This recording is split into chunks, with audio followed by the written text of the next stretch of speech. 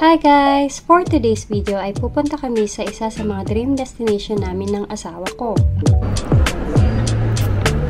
Dito pala kami sa Clark International Airport manggagaling kasi mas konti ang mga pasahero dito compared to NAIA Airport.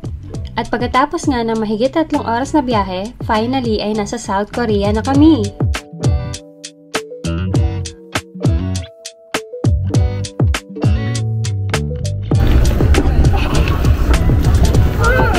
Pagbaba namin ng escalator, akala namin ay malapit na kami pero kailangan pa pala naming sumakay ng train para makolek ang mga bagahe namin. Paglagpas namin sa immigration at nang makuha na namin ang aming mga bagahe ay hinanap kagad namin ang SK Telecom, located to malapit sa exit D. Dito namin i-collect yung pocket wifi at Seoul Discovery Pass na binook namin sa Klook. Nang makita na namin ng SK Telecom ay kumuha agad kami ng queue number at inintay matawag yung number para ma-redeem ang pocket wifi at ang Discovery Seoul Pass.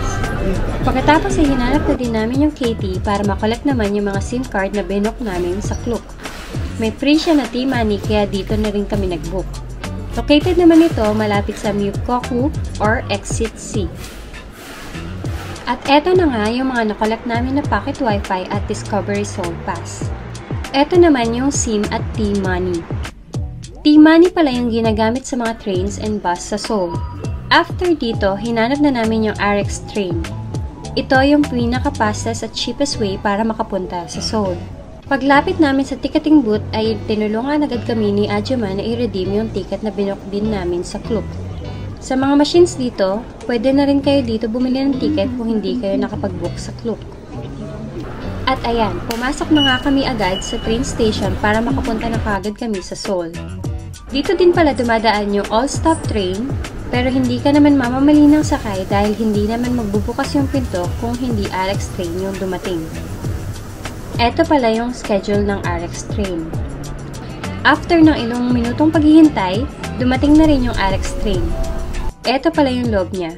Komportable naman yung mga upuan. May instructions din pala sa loob ng train paano pumunta sa Seoul Station Line 4. Doon kami sasakay papuntang Myeongdong. Kailangan namin umakyat ng basement 3 para makarating sa Line 4. Nag-elevator kami dahil madami kaming dalang maleta. Paglabas namin ng elevator, may 2 exit, pero hindi kami dyan lumabas. Dito kami sa kaliwang side para makapunta sa Line 4. After ng ilang minutong paglalakad, andito na kami sa Seoul Station Line 4 at nag-aabang na ulit ng train papuntang Myeongdong. 2 stops lang siya mula dito sa Seoul Station. Dito kami mag-i-stay sa Mohenic Hotel. Sa baba lang nito yung Myeongdong Street Food. After namin ibaba yung mga gamit namin, ay dumiretso na agad kami sa Myeongdong Street Food para kumain ng hapunan. A little nonsense is what I need. Now if you wanna get the best of me, got you smiling. Una namin sinubukan itong fried tempura for 6,000 Korean won. Munod naman ay itong mga mini gimbap for 6,000 Korean won din for 6 pieces. Maraming choices itong gimbap kaya sulit na din. 아니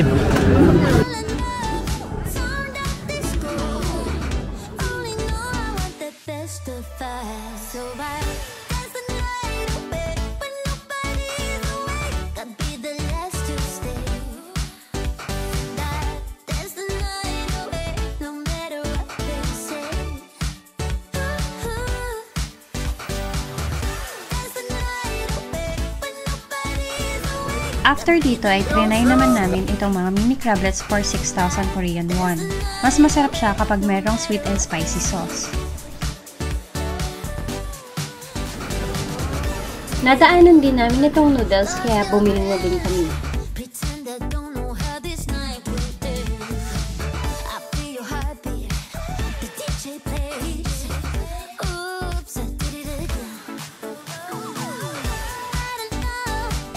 Siyempre, hindi mawawala ang ice cream para kay Kali.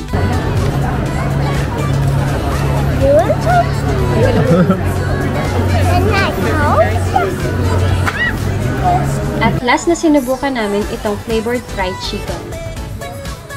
Bago pala kami matulog ay naglakad-lakad muna kami ng asawa ko papunta sa pinakamalapit na convenience store sa aming hotel para bumili ng tubig. From dyan, galing pala Jeju Island yung tubig.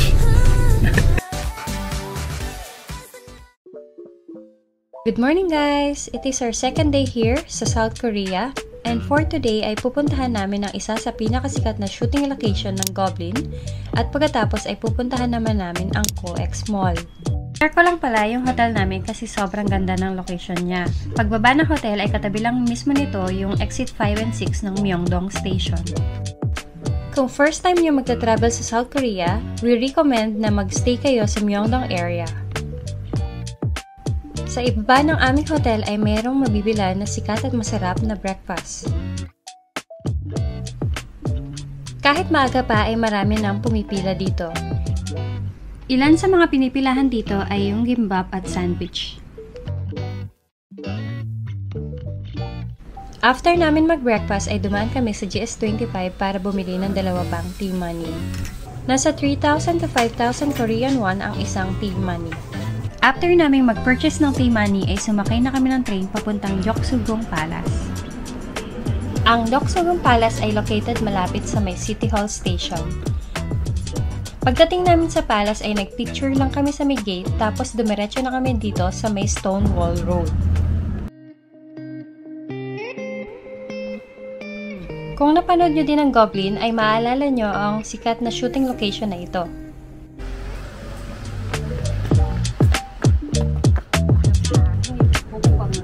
Sumama na sa ibang tour si Mami. After namin mag-photoshoot at malakad ang palibot ng Deoksugung Palace, ay sumakay ulit kami ng train papuntang Gwangjang Market para kumain ng lunch. 3 stops lang ito mula sa City Hall Station. Dito kami bumaba sa Jongno 5 Station. Pagdating namin ng Gwangjang Market ay dumiretso agad kami kung nasaan ang stall ng pinakasikat na knife cut noodle lady. Madali lang namin nakita yung pwesto niya dahil sa haba ng pila. Ayun na, nakapila na.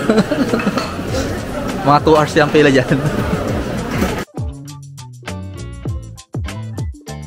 Isa rin ba kayo sa nakapanood ng episode ni Knife Cut Noodle Lady sa Netflix? Talaga namang nakakaaliw ang kwento niya kaya hindi namin pinalagpas ang pagkakataong hanapin siya sa Gwangjang Market.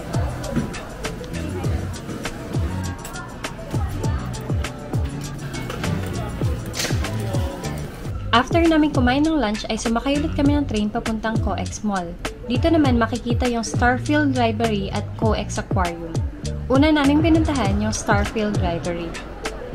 Sobrang daming tao nang dumating kami sa Starfield Library. Ngunit kahit ganon ay talaga namang napakagandang pagmasdan ng lugar.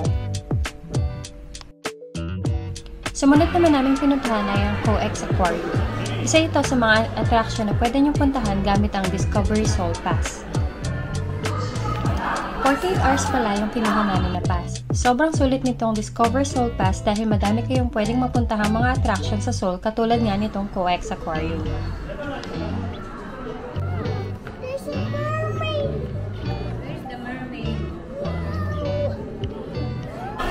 Talaga namang nag-enjoy si Kali sa dami ng makikita dito.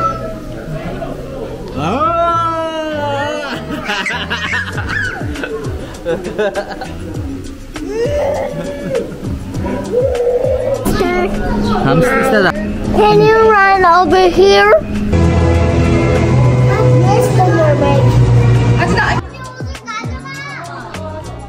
Pagbalik namin sa hotel ay naglakad-lakad ulit kami sa Myeongdong Street para naman humanap ng aming kakainin for dinner. Sa pangalawang pagkakataon na hindi pa rin kami pinalad makakain sa BHC, kaya nag-take out na lang kami ng chicken dito. Tapos ay naghanap na kami ng rice sa mga convenience store. Dito kami nakakita ng rice sa 7-Eleven. Usually, may microwave naman yung convenience store dito at minsan ay may malaking space na din para sa mga gustong kumain. Dito ko natatapusin yung second day ng Korea tour namin. See you again sa next video. Bye!